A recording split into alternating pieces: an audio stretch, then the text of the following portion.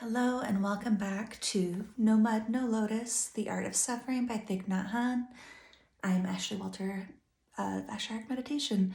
Thank you for coming back to listen to some more parts of this book. We've got 4 of 6 finished.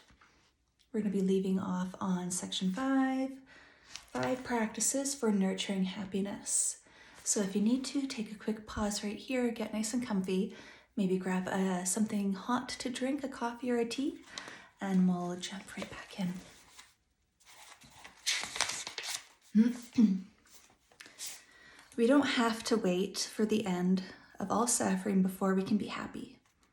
Happiness is available to us right here, right now.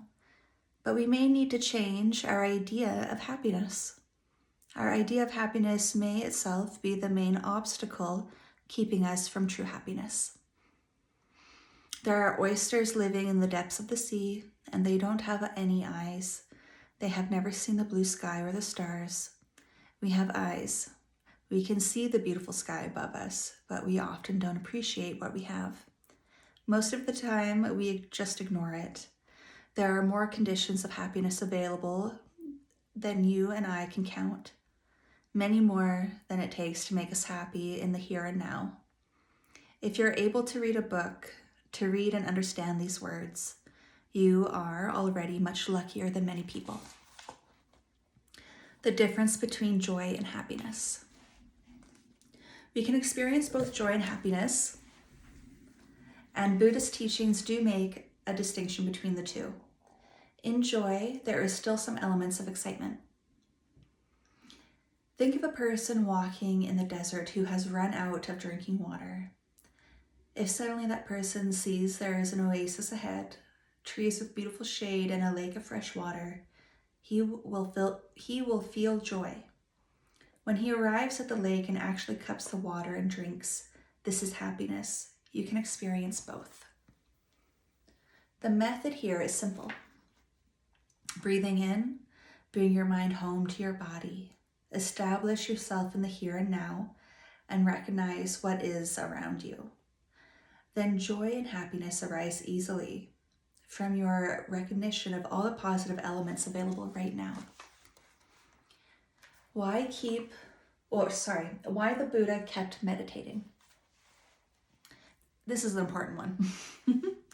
When I was a young monk, I wondered why the Buddha kept practicing mindfulness and meditation even after he had already become the Buddha. Now I find the answer is plain enough to see. Happiness is impermanent like everything else. In order for happiness to be extended and renewed, you have to learn how to feed your happiness. Nothing can survive without food, including happiness. Your happiness can die if you don't know how to nourish it. If you cut a flower but you don't put it in some water, the flower will wilt in a few hours. Even if happiness is already manifesting, we have to continue to nourish it. This is sometimes called conditioning, and it's very important. We can condition our bodies and minds to happiness with the 5 practices of letting go, inviting positive seeds, mindfulness, concentration, and insight. The first practice, letting go. The first method of creating joy and happiness is to cast off, to leave behind. There's a kind of joy that comes from letting go. Many of us are bound to so many things. We believe these things are necessary for our survival, our security, and our happiness. But many of these things, or more precisely, our beliefs about their utter necessity, are really objects of our joy and happiness. Are really obstacles of our joy and happiness. Sometimes you think that having a certain career, diploma, salary, house, or partner is crucial for your happiness. You think you can't go on without it, even when you have achieved that situation or are with that person. You continue to suffer.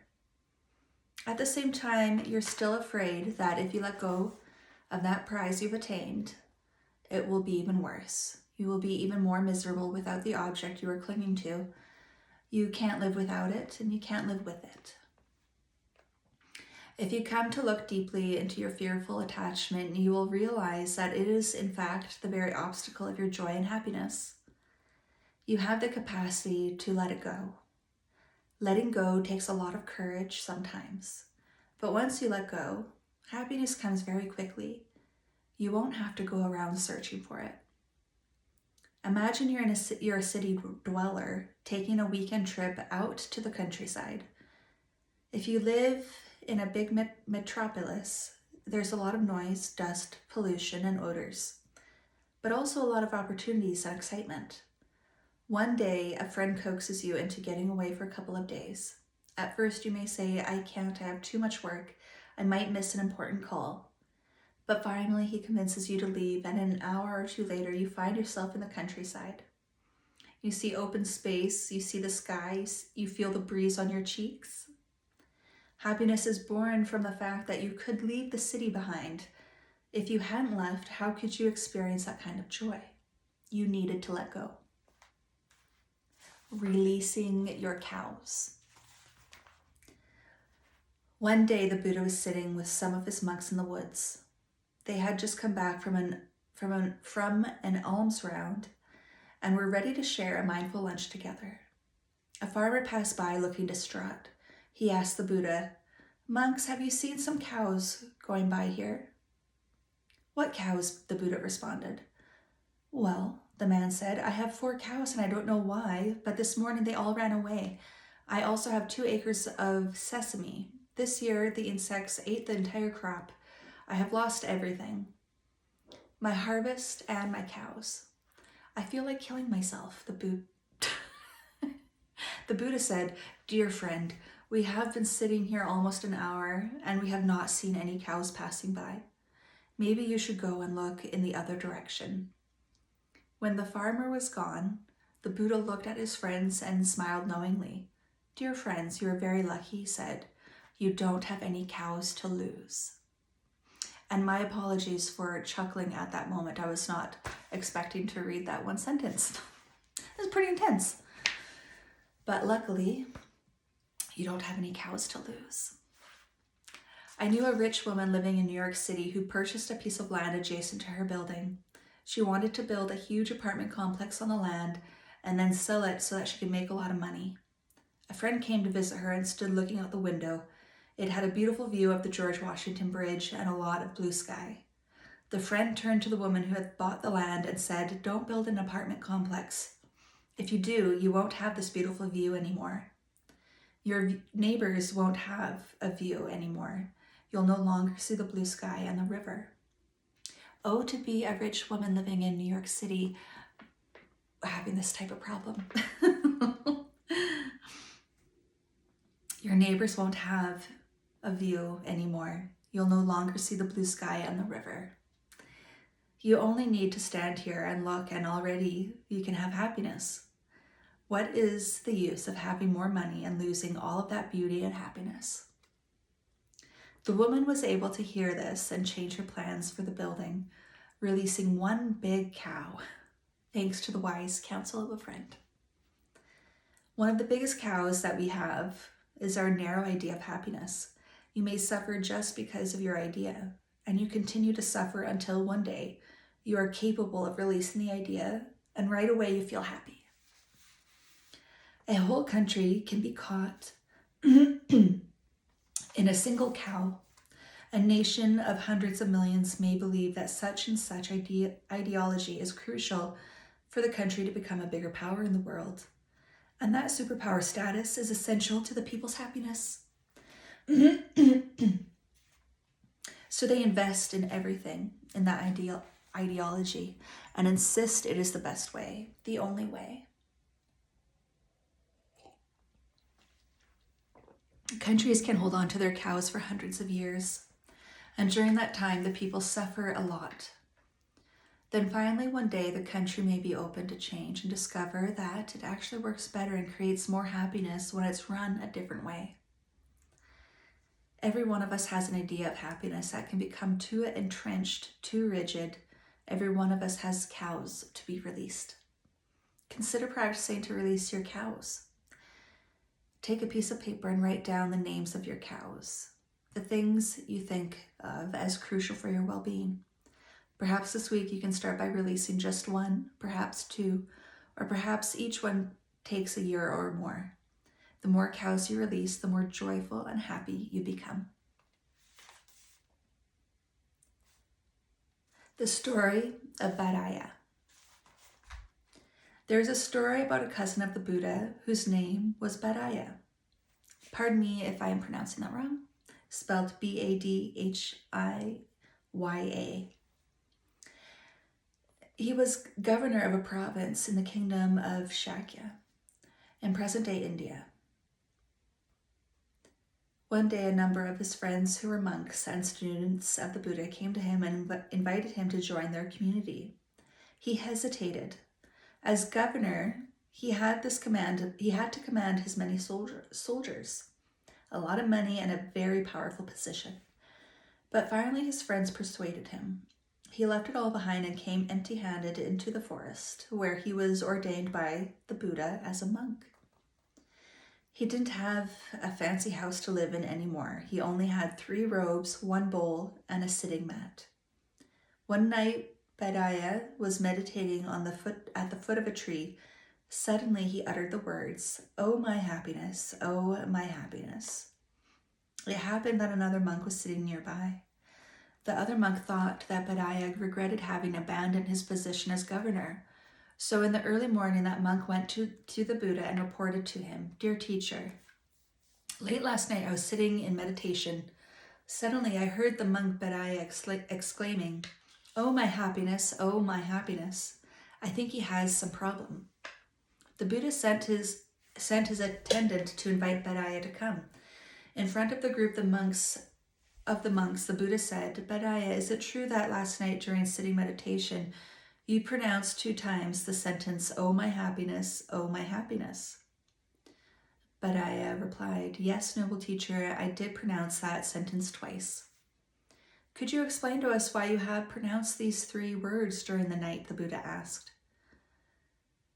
Badaya said, "Dear teacher, when I was governor, my palace was guarded by hundreds of soldiers. But I was still very afraid. I was afraid of robbers would come and kill me, or at least take away my valuables. So day and night I lived in fear, but last night I realized that now I have nothing to lose. I was sitting out in the forest at the foot of a tree, and never in my life have I felt so safe. Nobody wants to kill me anymore because I have no power, no wealth, no jewels for anyone to take. I have nothing, yet I finally have everything. I am touching such a great happiness and freedom. That is why I have pronounced the words, 'Oh, my happiness, oh, my happiness.' If I have disturbed someone, I am sorry." The second practice, inviting positive seeds. We each have many kinds of seeds lying deep in our consciousness.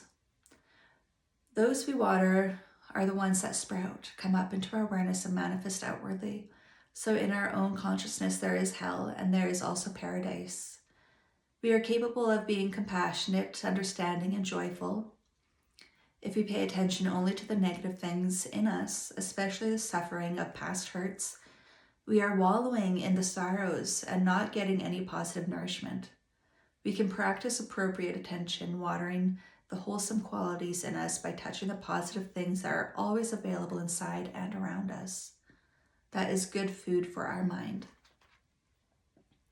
One way of taking care of our suffering is to invite the seed of an opposite nature to come up. As nothing exists without its opposite, if you have a seed of arrogance, you also have the seed of compassion. Every one of us has a seed of compassion. If you practice mindfulness of compassion every day, the seed of compassion in you will become strong. You need only to concentrate on it, and it will come up as a powerful zone of energy. Naturally, when compassion comes up, arrogance goes down. You don't have to fight it or push it down. We can selectively water the good seeds and refrain from watering the negative seeds. This doesn't mean we ignore suffering. It means that we allow the positive seeds that are naturally there to get attention and nourishment. The third practice, mindfulness-based joy. Mindfulness helps us not only to get in touch with the suffering so that we can embrace and transform it, but it also to touch the wonders of life, including our own body. Then breathing in becomes a delight, and breathing out can also be a delight. You truly come to enjoy your breathing. A few years ago, I had a virus in my lungs that made them bleed. I was spitting up blood. With lungs like that, it was difficult to breathe, and it was difficult to be happy while breathing. After treatment, my lungs healed and my breathing became much better. Now when I breathe, all I need to do is remember the time when my lungs were infected with this virus. Then every breath I take becomes really delicious, really good. When we practice mindful breathing or mindful walking, we bring our mind home to our body, and we are established in the here and now. We feel so lucky. We have so many conditions of happiness that are already available. Joy and happiness come right away. So mindfulness is a source of joy. Mindfulness is a source of happiness. Mindfulness is an energy you can generate all day long through your practice. You can wash your dishes in mindfulness. You can cook your dinner in mindfulness. You can mop the floor in mindfulness.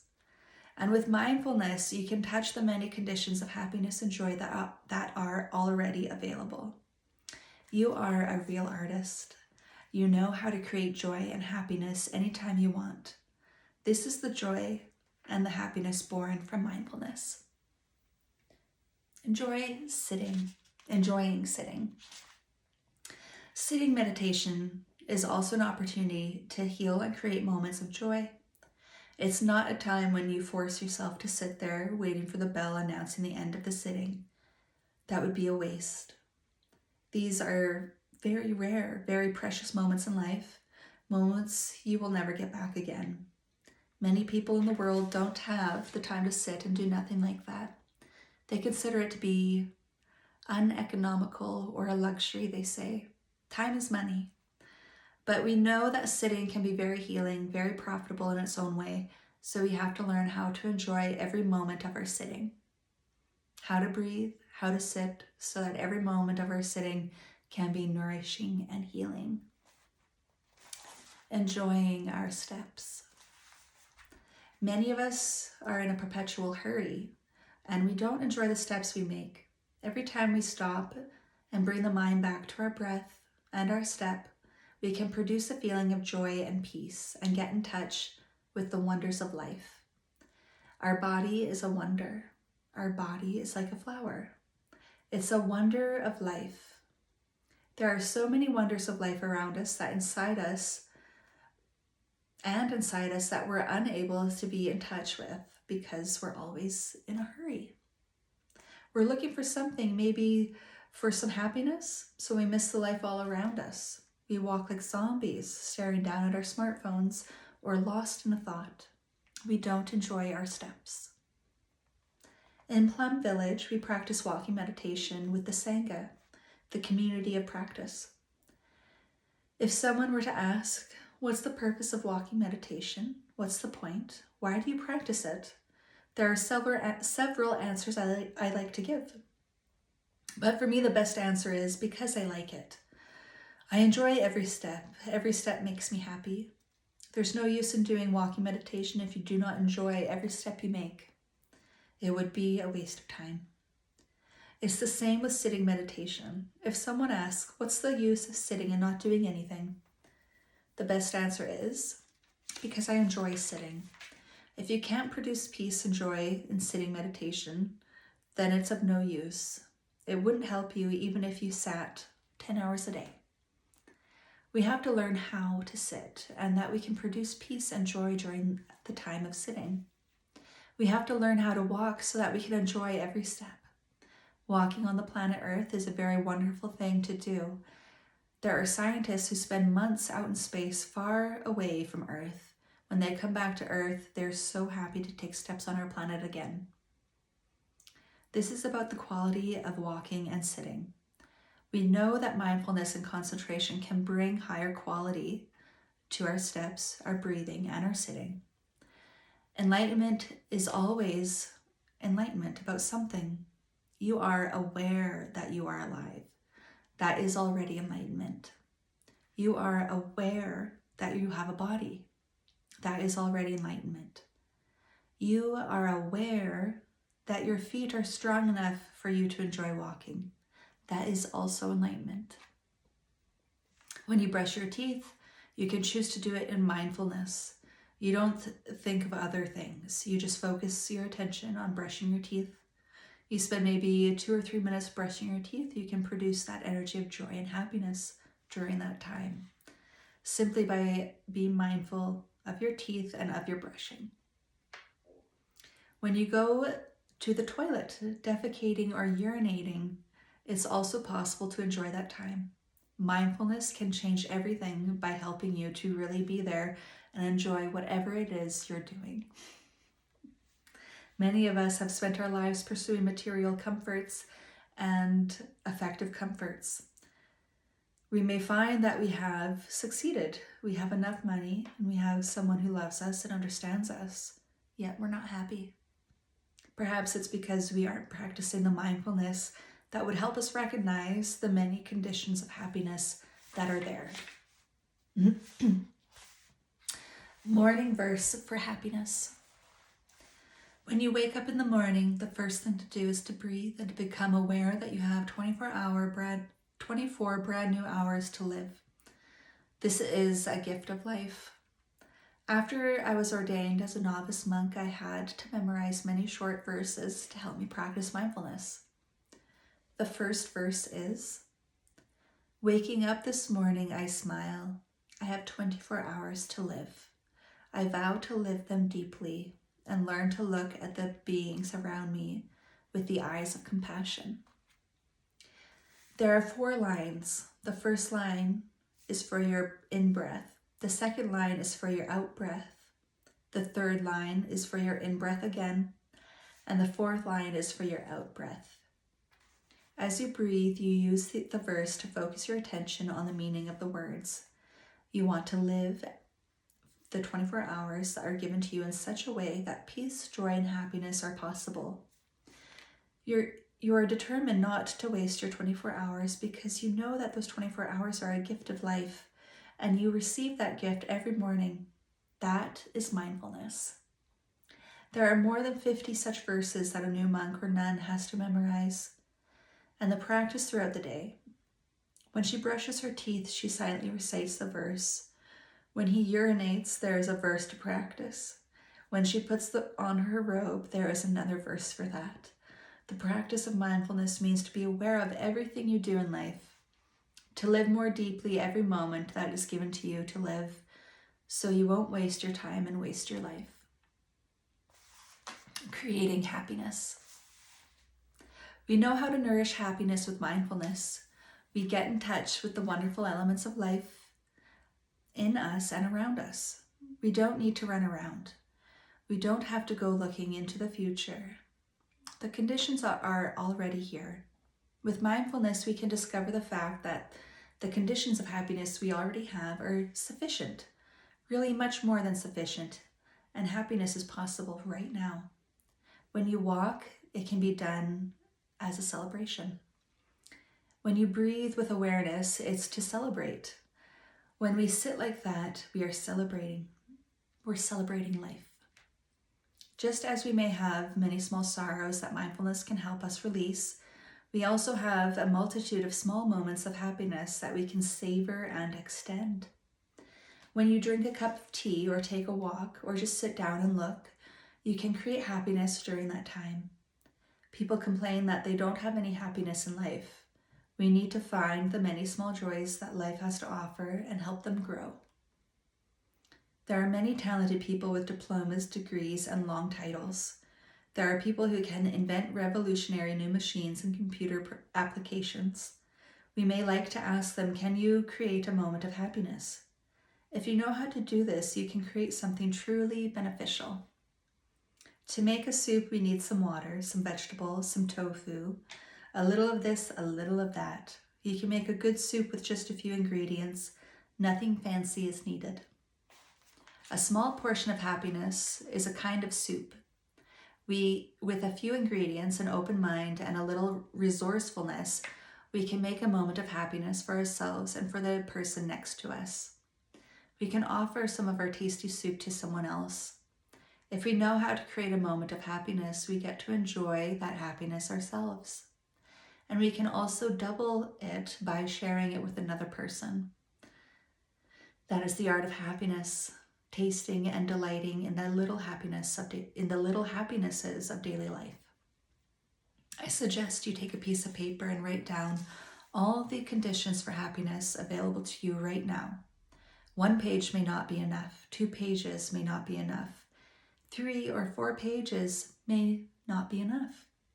When we recognize all of these elements, it's so easy to generate happiness. The fourth practice, concentration. Concentration is born from mindfulness.